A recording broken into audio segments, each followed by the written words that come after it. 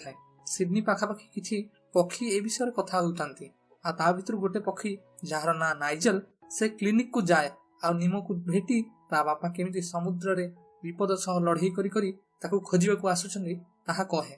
ନିମ ତା ବାପାଙ୍କ ସାହସିକତା କଥା ଶୁଣି ସମୁଦ୍ରକୁ ଯିବାର ଇଚ୍ଛା ଦୃଢ଼ କରିନିଏ ଆଉ ଫିଲ୍ଟରଟିକୁ ଜାମ୍ କରିବା ପାଇଁ ଚେଷ୍ଟା କରେ। ଆଉ ଏଥର ସେ ସଫଳ ହୋଇଛି। ଫଳରେ ଆକ୍ୱାରିୟମଟି ସମ୍ପୂର୍ଣ୍ଣ ଅପରିଷ୍କାର ହୋଇଯାଏ।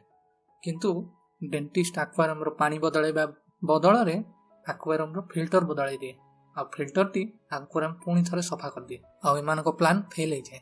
ସେପଟେ ମାର୍ଲିନ୍ ଓ ଡୋରି ସିଡନୀ ବନ୍ଦରରେ ପହଞ୍ଚି ସାରିଛନ୍ତି, ଯେଉଁଠି ସେମାନଙ୍କୁ ନାଇଜେଲ ମିଳିଯାଏ ଆଉ ସେ ସେମାନଙ୍କୁ ଚିହ୍ନି ପାରେ। ସେ ସେମାନଙ୍କୁ ଥଣ୍ଟରେ ଧରି ଅନ୍ୟ ପକ୍ଷୀଙ୍କ ଠାରୁ ବଞ୍ଚେଇ କ୍ଲିନିକକୁ ନେଇ ଉଡ଼ିଯାଏ, ଯେଉଁଠି ନିମ ଅଛି। ମାର୍ଲିନ୍ କ୍ଲିନିକରେ ପହଞ୍ଚି ଦେଖେ ଯେ ନିମ ମରିଯାଇଛି, କିନ୍ତୁ ପ୍ରକୃତରେ ନିମ ମରିବାର ଆକ୍ଟିଂ କରୁଥାଏ।